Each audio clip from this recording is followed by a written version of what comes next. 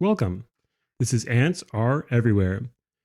We are looking at Modsecurity, which is a web application firewall. It looks like there's been some activity over at Modsecurity. So if we click on this link, we see that there's a transfer of ownership from TrustWave to OWASP, which is some big organization, the Open Worldwide Application Security Project. I guess kind of maybe like Apache for security or something along those lines.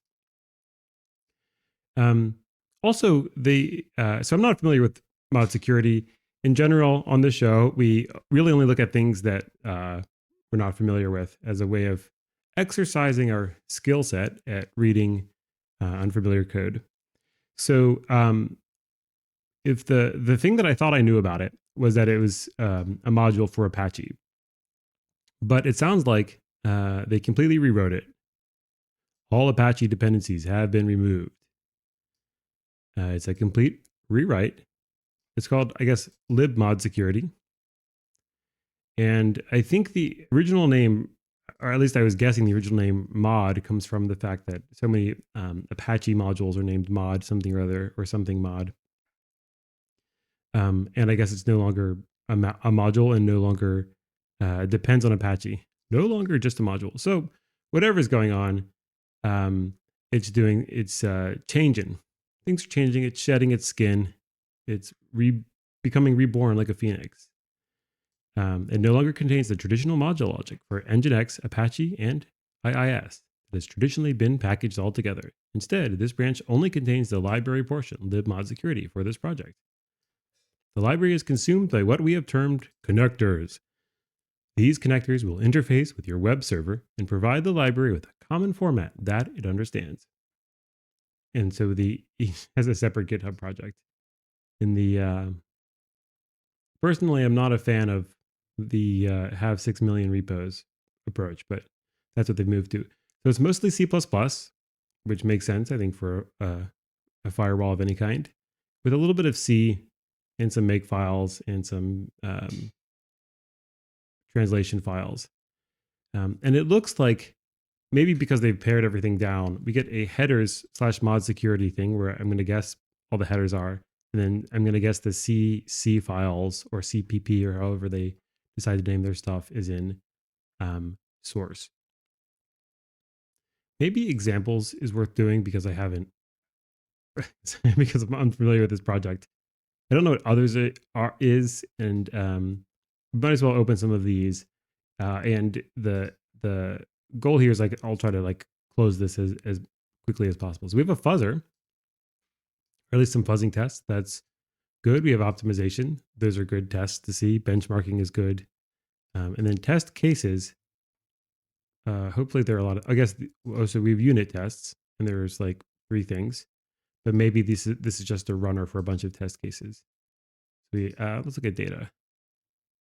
Yeah, this is a fair amount. We're doing some sort of Lua scripting. Maybe the firewall language is. I think there's possibly a domain-specific language sort of thing going on with this, but maybe that's in Lua. And in tools, we just have rules check, so I'm going to ignore that. Others, we have embed TLS, which is like a lightweight TLS implementation, and lib injection, which no idea, is that like SQL injection? Is that injecting something else into something else? Something about SQL. SQL tokenizer, parser, analyzer. I don't know if it's pro injection or anti injection. And then we have bindings, and I guess this is just Python bindings. So it's Python support if you want to use, I guess, Modsecurity or libmodsecurity from Python. And then in examples, we have multi-process C, which is maybe doing firewall stuff from in a parallel way, perhaps. Reading logs via rule message. Simple example using C, using bodies in chunks. None of these sound great, but maybe we'll take a quick look at them.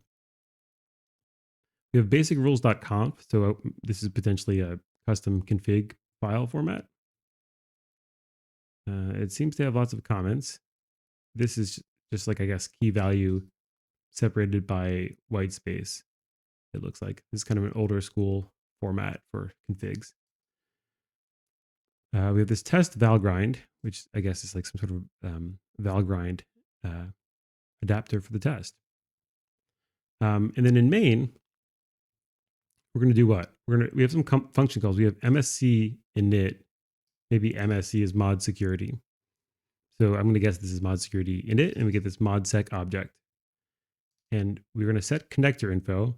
And we saw in the README that connectors were like, oh, here we go. The library codebase serves as an interface to mod security connectors, taking in web traffic and applying traditional mod security processing. So I guess it's kind of like a filter, but I don't know the difference between a connector and a filter. So normally you would like chain together filters or something like that. So I'm going to guess connectors are the things that we chain together. The library is consumable what we have termed connectors. These connectors will interface with your web server and provide the library with a common format that it understands. So I'm guessing, well, maybe I'll take that back. Maybe connectors are just like adapters to a specific web framework. Is this, so here's mod security nginx. So I guess there's like an nginx connector, maybe an Apache connector.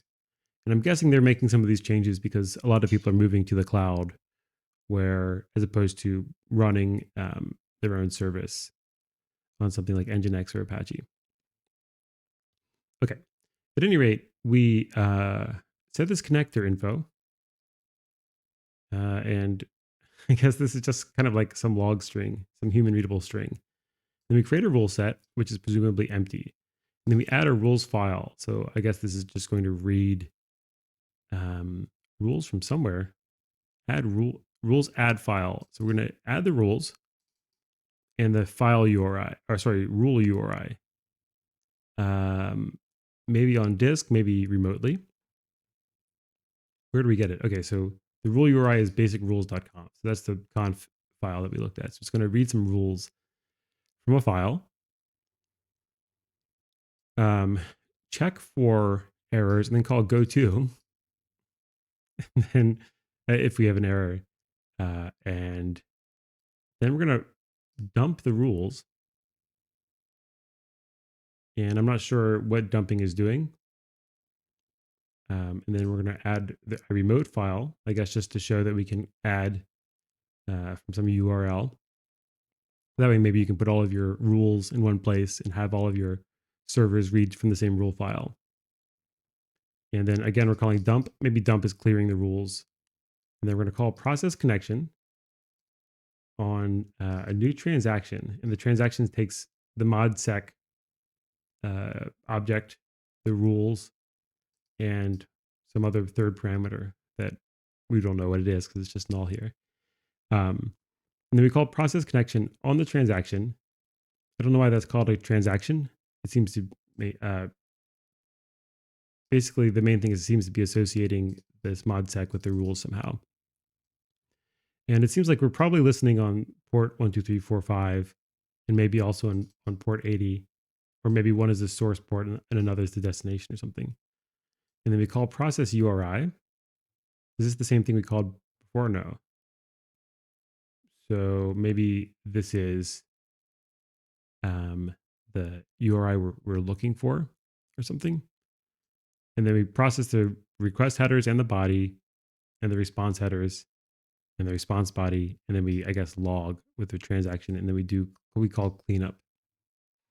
Okay, so that was mildly informative. I guess I'm going to keep this example open just because it will tell us a little bit about how this stuff is used. And with that, let's dig into the maybe headers. Okay, so we have a bunch of things that we notice. So one is rules is going to be the model, the data model, like for a rule, presumably. A rule set is going to be some collection of rules. Transaction, I was a little bit surprised by how they use. So let's look at what they consider to be a transaction. I don't know what variable origin is. Maybe the origin can vary. Maybe the value can vary here. We have a rule with operator, rule with actions. I guess these are rules maybe with more behavior, more configurable. Rule marker. guess we'll look at that. And we have rule.h as opposed to rules.h. And we have mod security and intervention. I guess we'll open all of these. Some of these will process quickly. Let's start with mod security.h. Did I open that at the end? Maybe I didn't open it at all. Let's open it here. Mod security.h. We get a file comment. And actually, although I just did all that, I kind of want to open it in Emacs, but maybe I'll do that later. Okay, so we get some comment that is mainly just telling us like this is the C API. This is just copyright info. This is just telling us about the like an example usage, basically what we saw in the previous file.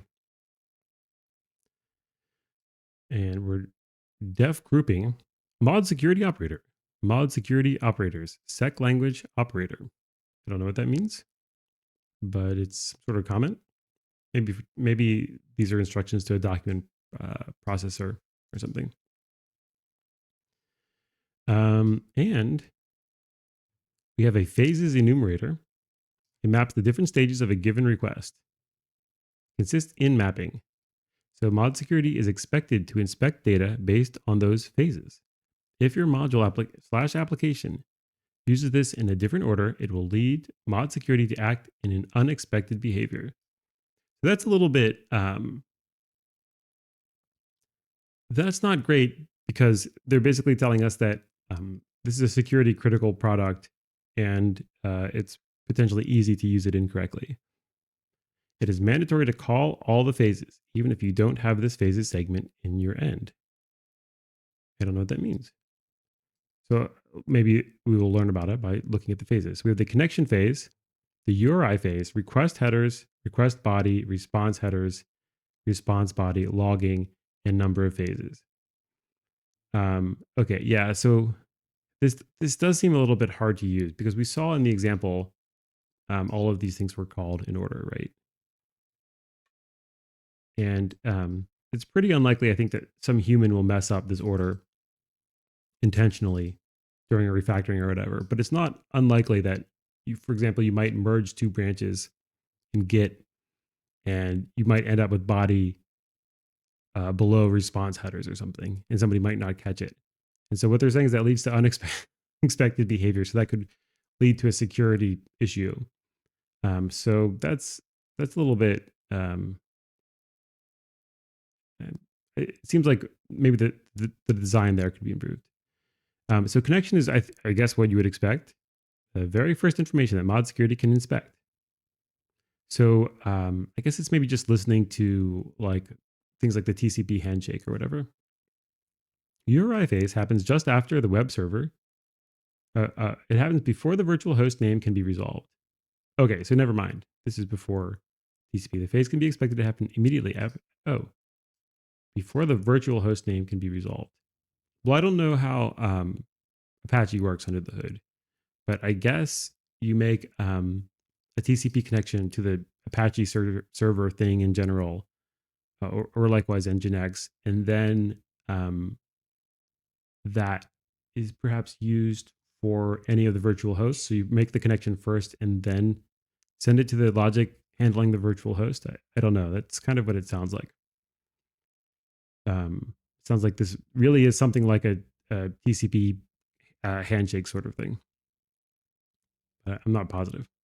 The URI phase happens just after the web server or any other application that you may use with mod security have the acknowledgement of the full request URI. Okay, so you have the full URI.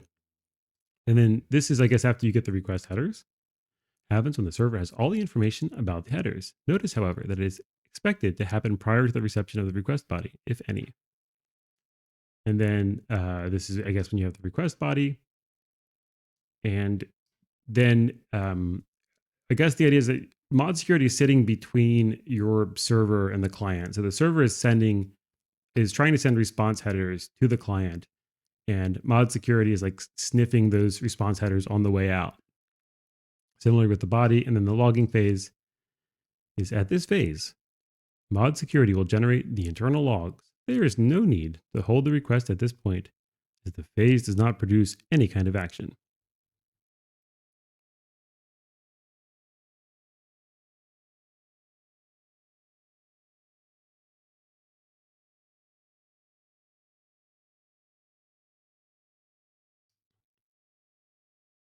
Okay, so, and then we have some properties. Properties used to configure the general log callback.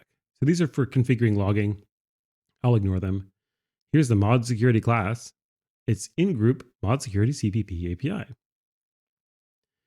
And it's got some setters and this server log function, which will take some data, and a shared pointer to a rule message. And we've got process content offset, a bunch of collections. I don't know what collection is. Maybe it's just supposed to be a generic collection.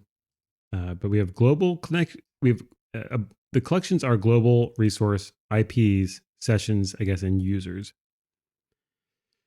And I suppose that maybe this is just. I'm going to imagine them sort of as a set. It's like the set of global connections that we know about. There's a set of IPs we know about, or maybe art handling in flight or whatever, and then sessions and users and so on. And then we have some private variables, including who am I? I don't know if that's like who the server is running as or what. But did we see that it doesn't seem like mod security has yet defined the things that we're supposed to call in this phase callback, like MSC process request headers. And in fact, we are in this is a .c file, so maybe this is not yet C++. What about this one? This is a header, so I guess I'm not sure how to tell for just a header, but it seems like we don't have an object that we're calling this on. We're calling this kind of as a maybe like a static function that was that internally there's some sort of state that knows that we've instantiated this this modsec object, I guess. So I guess we'll take a look at how that happens. Yeah, this seems to be C++, and but possibly I guess maybe it works with C because you may not have deft underscore C++. All right, then we have some. Yeah, we looked at this, and then we have the MSC init, which is void the who am I, and then the set connector info cleanup. But we don't have, I guess, the phase functions, as you might call them. All right, that's cool and all. But maybe just in the for the sake of fun, let's look up what that what the corresponding C file looks like. Modsecurity.cc. So we should be in C++. How many lines do we have? 501. So not many. And we've got this Yagel stuff. Yagel gen map close. No idea what a Yagel is. There's a ton of Yagels. 56 Yagels, which is more Yagels than I'm used to for sure. We've got this bunch of global collection stuff and whatever LMDB is that what it's calling? So the collection stuff, I guess, seems to be in this project as opposed to it being imported from an external project, LMDB. So we can look at that in a bit. And is there anything, let's look at MSC init. I think it's called. It's just returning a new mod security module. So it's just returning, I guess, a new class essentially. Is that really all we're doing?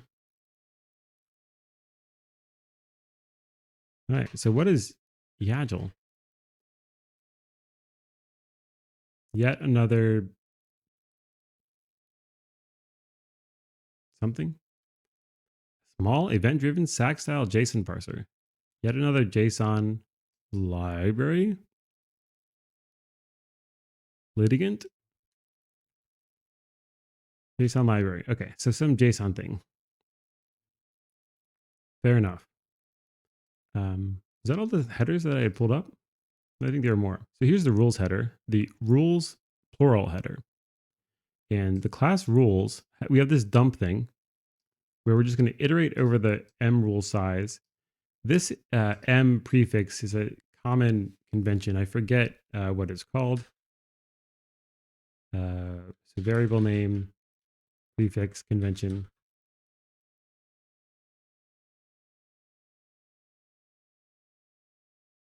M. Let's try adding M.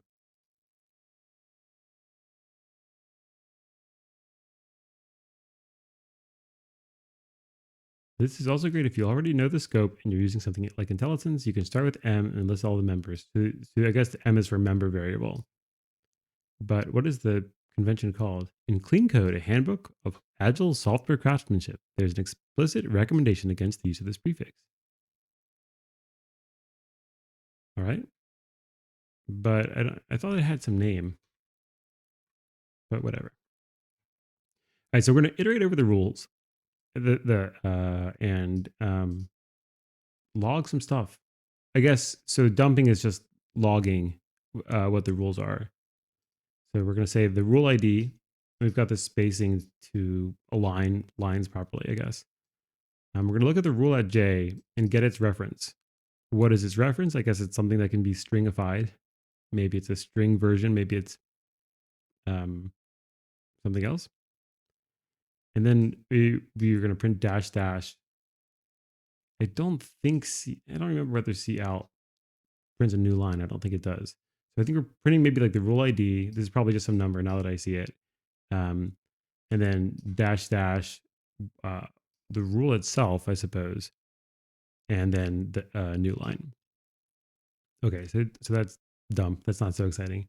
We can append a rule, which will take now a raw pointer to some rules, and a vector of IDs, which are int64s, and some error stream. And we will iterate. Why are we doing size tj equals 0 here and not here? I don't know. I guess we maybe need it later outside the for loop. I'm doing this, GitHub. So we're iterating over this, the from size with no, it seems to have taken, I guess it's a pointer to rules, but I don't think we've checked that it's non-null. So this seems like this could be a problem. At any rate, we're going to try to get its size and iterate over all the from rules. And then we're going to dynamic cast it, the rule at J, into a rule with operator. And if the rule, I guess, is non-null, and this is probably going to check if we have the rule already, but we're doing a binary search on the IDs that have been passed in. Maybe these are the IDs we already know about. From the beginning to the end of the IDs, checking for the rule ID. And we might error out. And if we find the rule, I guess, without error, then we return -1, presumably meaning we haven't appended it. Otherwise, we insert the rule. We insert it at the end of our existing rules. But we are what? I guess what this is doing is it'll either add all of your rules or it'll add none of them and return -1.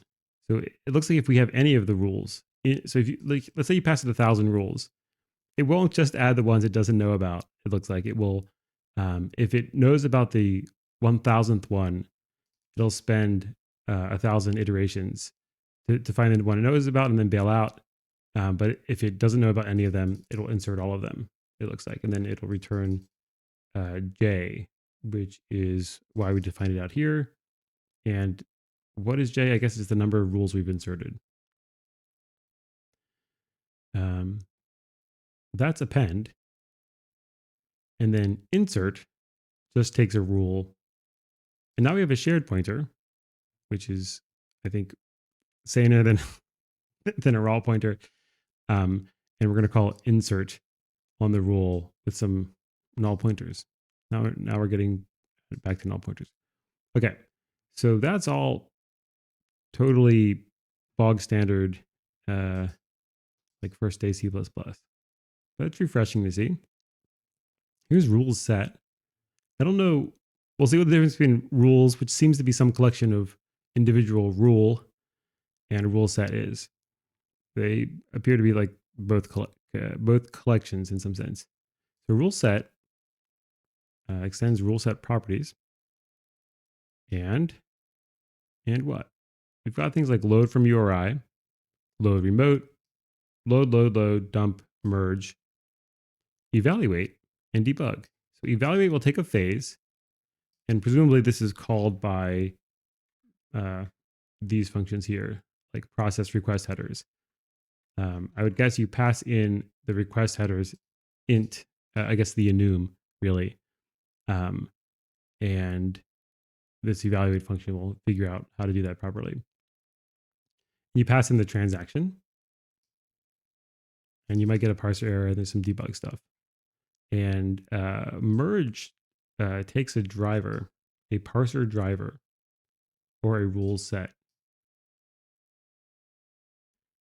And then we just have these like add files, clean up, etc. Okay, so all of that's pretty sensible. It seems like rules set is the kind of object on which you have behavior, and rules without the set seems to just be kind of like an array, morally speaking, like an array of rules. It has some abstract data structure API, but it doesn't really have any behavior that's relevant to firewalling. Here's transaction. I was a little bit perplexed by transaction, or at least why you would call it a transaction. We have transaction anchored variables with a bunch of this M prefix stuff. And not only do we get the M prefix, we get the M underscore variable prefix that we have to ignore if we want to see what the thing is about. So we have request headers, request header names, response content type, args combined size, and it's easier to read over here than it is to try to parse the variable out. Auth type, inbound data error. So these are, I don't know what it means to be anchored, but these are things certainly that can vary and may have security relevance, like auth type. What's the full request? I guess maybe have we matched the variable in one of our filters, or however we think about the rules. Request content type, response content type. So this is all, I guess, security relevant stuff. And it's just a big, essentially, enum of them. Although, strictly speaking, it's what? Some class, I suppose. And then we just have the definitions of these things here. We have a transaction sec marker management is inside a marker. Maybe a marker is, maybe you have some stream like a body, and maybe if we think about something like perhaps like email filtering, maybe the marker is kind of highlighting the text that shows us where the email has words that indicate that it's spam or whatever. If it's like talking about Viagra misspelled, then maybe there's a marker around that particular word. I guess, but we'll see we haven't really seen markers. We're just seeing them used here. But is inside marker. If M marker is set, we return true. Otherwise, we return false. We can get the current marker, which just returns this M marker variable, and we can remove it. We can add a marker. But the marker just takes a name. So I guess it can't tell us a location. So maybe the marker is just like a flag saying this thing is wrong or whatever. I'm not sure. We'll take a look at markers eventually. Right, in a transaction is going to extend public anchor variables and transaction sec marker management. And you give it a transaction. Wait, what? Oh, you can create a transaction from an existing transaction. But that's not what I want to know about. A transaction has some behavior, It can process a connection. Should be a structure that fits an IP address. It fits an IP address. So it takes a client and a C port and a server and an S port. So client port, server port. I don't know what this structure that fits an IP address comment means, but we can process a connection. We can also process a URI. And we've got some sort of enum for request body type, which might be a multi-part request body, a form URL, a JSON, XML, but no protocols. No, just kidding. All right, so we can process request headers. And is this where the whoa.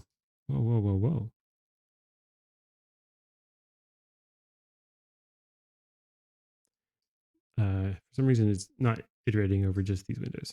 Okay, so MSC process request headers is different from just process request headers, but maybe it's called by that function. Process request headers. Oh, no, it is. It is MSC process request headers. Okay, so this is where that function is defined. But also add request headers, process request body. So these, I guess, are the functions that you have to call. They're defined in transaction, but I guess we're not inside any class, right? I don't think we are. All right. So those are those functions. We'll look at transaction.cc eventually, but let's look at rule with operator. We're going to extend rule with actions. I don't know what an operator is, but we have things like execute operator at. You can give it a transaction, a key. What kind of key? I'm not sure. A value and a rule message. Which one is the operator? That I don't know. We have update matched vars, clean matched vars, get operator name. I still feel like I don't understand exactly how it's. So I don't understand some of what it's doing yet, but it's not totally mysterious because it's kind of clear what you could do, but we haven't seen the code that does it yet, I guess. Rule with action has the ability to evaluate. You give it a transaction and a rule message. And it will do some stuff. I guess it'll evaluate the rule given like the context of the transaction. And we have execute actions independent of chained rule result. Execute action. So you can give it some action, but what does the action look like? So this is a transaction. This is whether, I guess, there's a Boolean about whether it contains block. Here's the action, and then some context, which is a Boolean. I don't know what that means for a context to be a Boolean. You can check whether a rule with action contains a tag.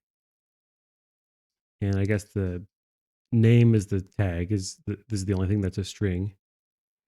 And contains message is chained. We're going to return m is chained equals true. But can't we just return m is chained?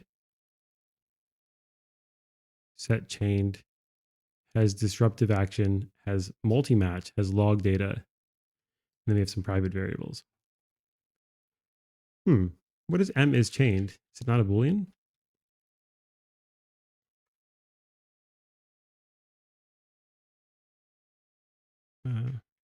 Yeah, it is a Boolean.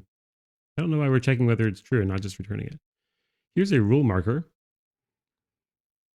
I'm not sure. This was the thing that looked a little bit like a tag, although I expected it to be more like a location. So a rule marker has a name, a file name, and a line number. So there is like, I guess, a number, a line number. It seems maybe it's a little bit location-y. And what? We can evaluate one. Or just call evaluate on the transaction.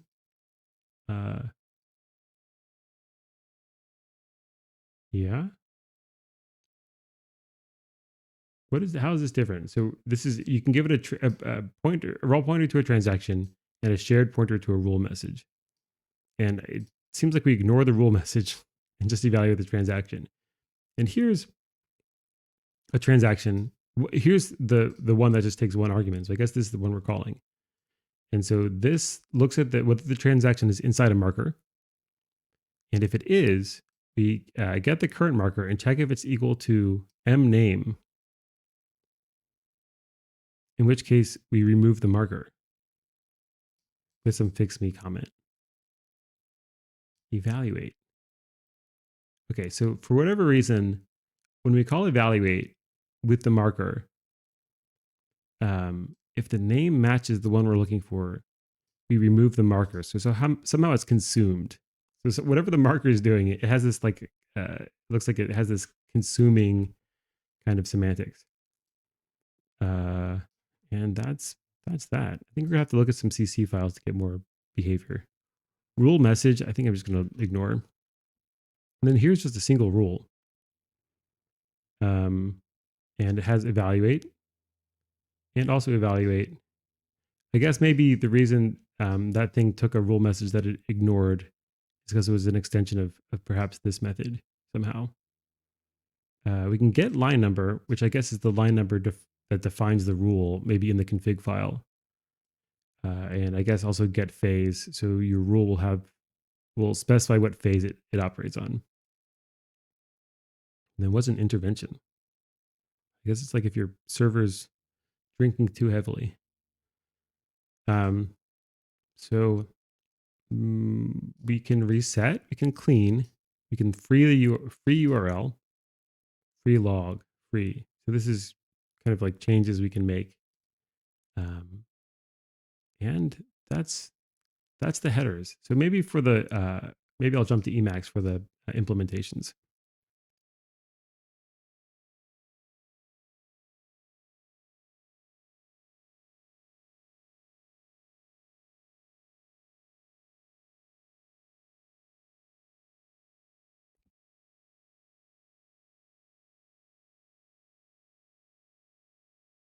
Okay.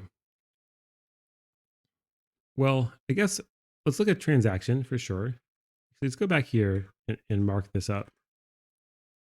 We want transactions. I guess we probably want rule. More than rule, I want mark. Here's actions. Okay, so actions are looking interesting.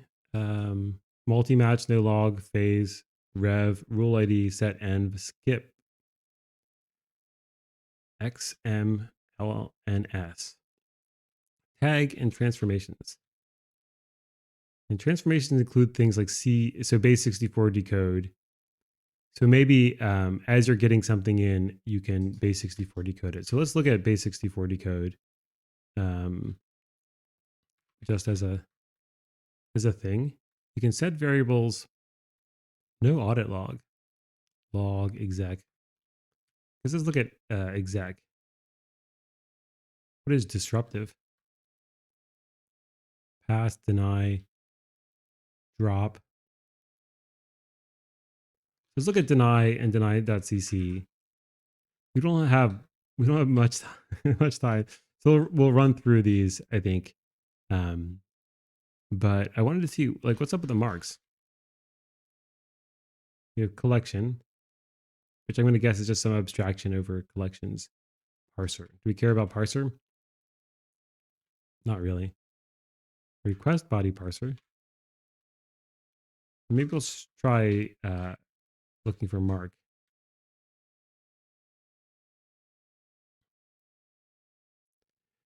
Yeah, marker. Rule marker dot h. Maybe we can look for things that import rule marker dot h.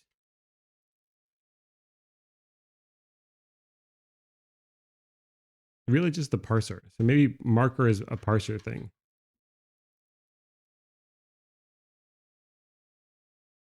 Add sec marker. Fix me. We might move this to the parser. So a string marker. We're going to iterate over. So we're in the middle of parsing somehow, right?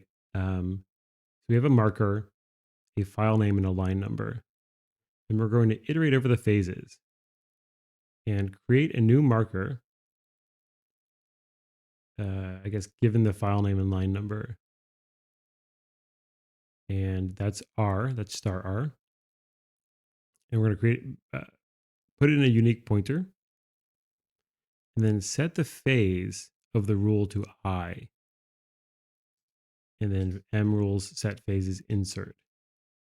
So it seems like we're adding this marker to all of the phases, I suppose.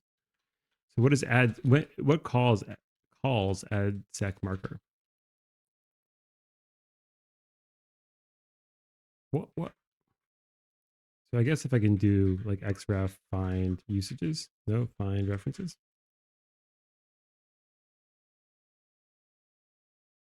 So this is just it seems like seclang parser is the only thing that calls it. Case 80. So whatever case 80, I don't think I've seen a parser written like this, but it looks like we have a bunch of cases. And one of the cases is seclang parser.yy. I don't know what YY is. Is that like a yak thing? Then we call this add sec marker. Sorry, case 80 is config dir sec marker. I have no idea. Let's look this up. Modsecurity markers. We have a reference manual and a wiki. Draft. Sec marker adds a fixed rule marker that can be used as a target in a skip after action. A sec marker directive essentially creates a rule that does nothing and whose only purpose is to carry the given ID. Syntax: sec marker ID vertical bar text. Example usage: sec marker 9999. The value can be either a number or a text string.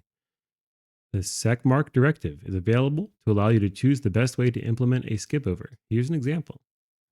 So you could do secmarker begin host check, secmarker end host check. Okay, so it basically has no behavior, which is why it was a little bit mysterious. Fine. Fair enough. All right, back to the code. All right, so let's forget about markers and just kind of plow on through. So transaction, we've got more YAGL stuff, I guess, to handle the JSON. I have to reduce the size a little bit. This is basically just some big constructor, right? We've got a bunch of if defs. And then I guess finally we get down to like behavior here. We've got a unique pointer to what? Some kind of timestamp and a unique transaction ID and some error stuff. And we're calling intervention clean. I guess this is some sort of destructor.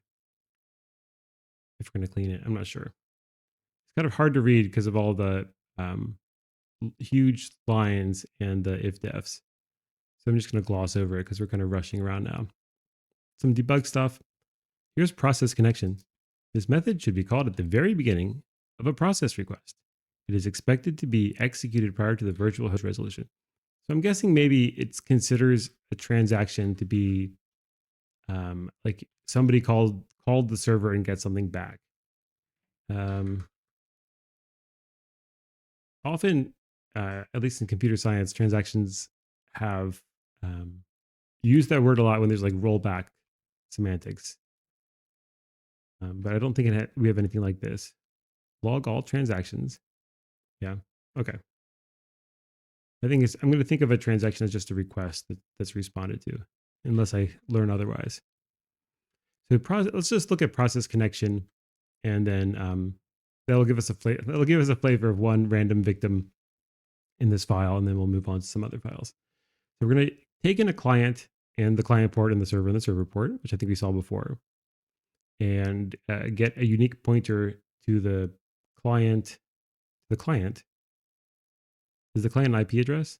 Yeah, so this is the client's IP and the server's IP. So we get the client and server IP and we remember their ports. So we have this M client port. I don't know. I don't know why we don't have this yet here for the M and M server and client IP addresses. We might print some debugging stuff. We're going to M variable remote host. Oh, maybe because we're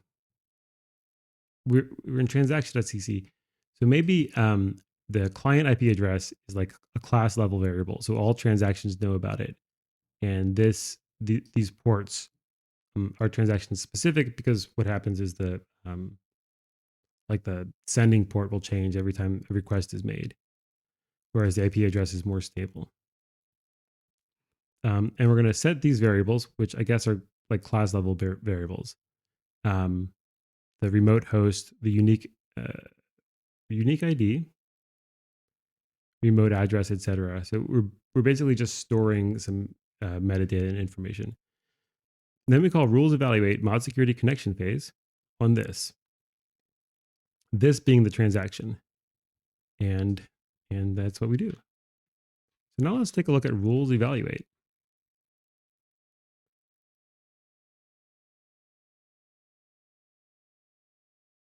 No. What if we go to transaction and try this? So we have rule script user.h.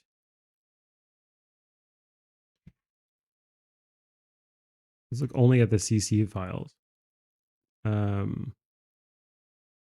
Inspect fuzzy hash.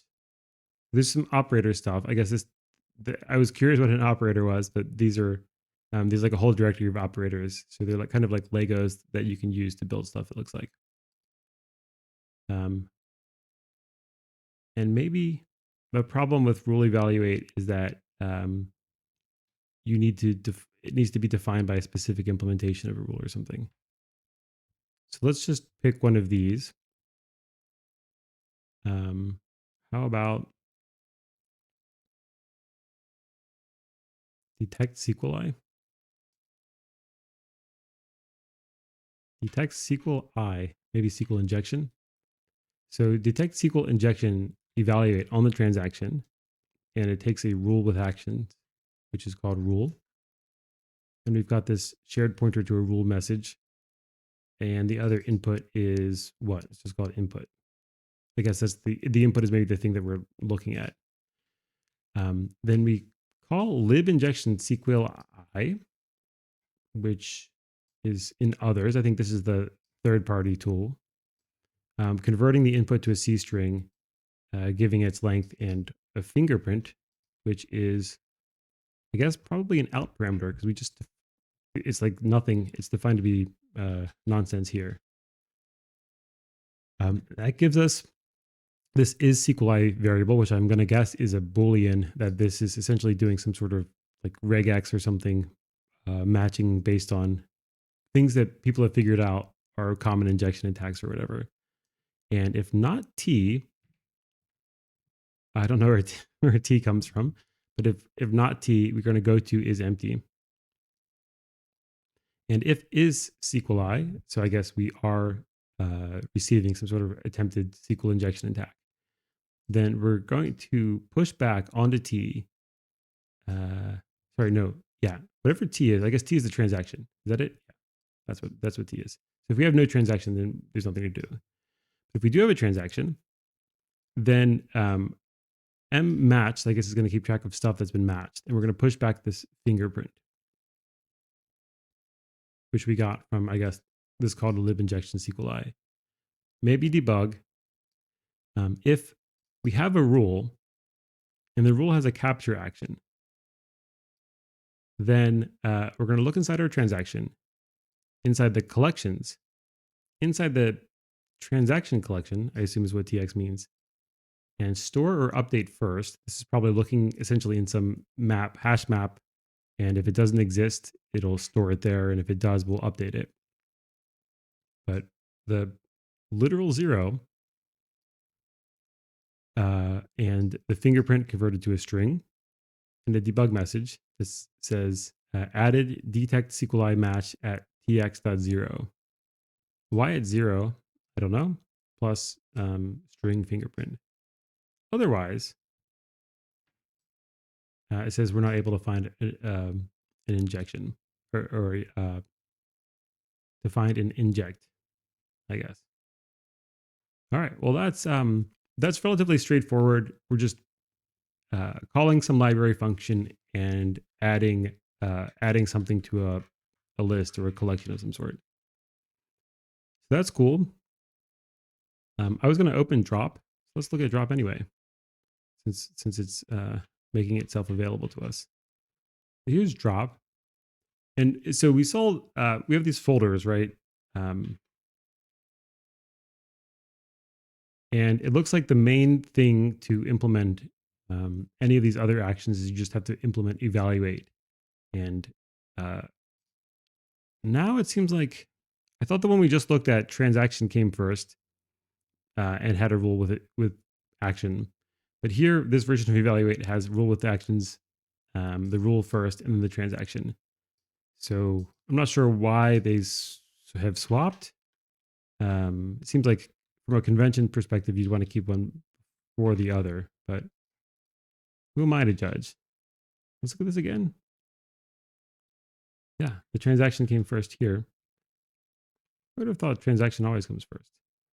At any rate, we also have this rule message thing. So how do these differ?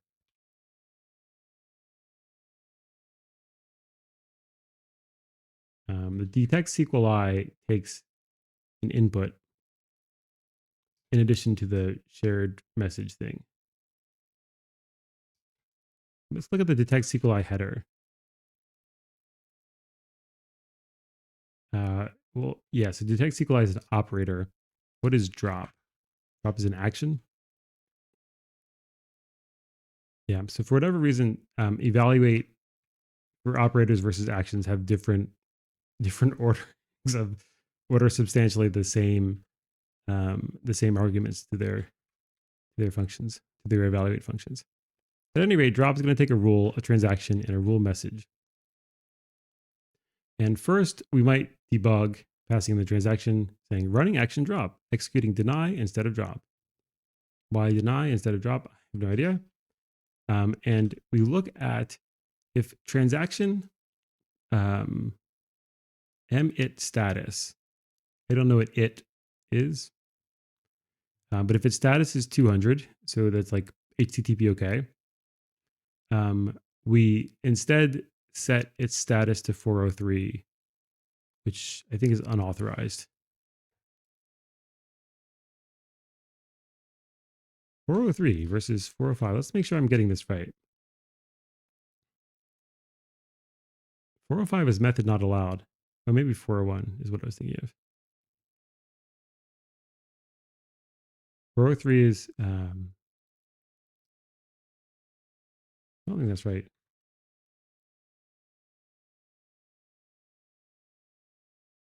MDN won't steer me wrong. So 403 is forbidden. And 401 is unauthorized. Although unauthorized really means unauthenticated, which is very confusing, and forbidden really means you don't have access rights. So 403 semantically, it means you're unauthorized, although the actual HTTP code is called forbidden. Okay, so we're dropping this essentially because whoever's requesting this may be authenticated, but they're not authorized to look at whatever stuff we've told them we need to drop. And then we set this whatever it is. We set its status to indicate what the HTTP status was. Then we let it know that it's disruptive. And then we call freelog on the transaction. I guess possibly because it used to think it was a successful request, and so it may have added some stuff to the transaction that you're not supposed to see if you're unauthorized. And then we set RM, which is the rule message, to let the rule message know it's disruptive. And then the it log, we're going to, I guess, copy this string from the rule message. And then we're going to return true. True, I guess, indicating that we've done a thing. All right, so that's all really clear. I'm kind of curious what it is, but it seems like that's some version of the request. And I guess maybe it's not worth jumping in or worth like looking too far for. Let's see if we can find it here. It maybe in headers.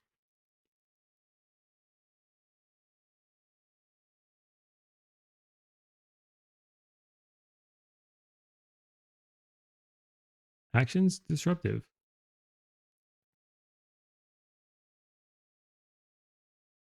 That's a comment about actions, but emit is an intervention. Okay. Okay. And that's basically, I think, all we have time for. Um, that was an interesting project. I'm not sure personally. I love the coding style.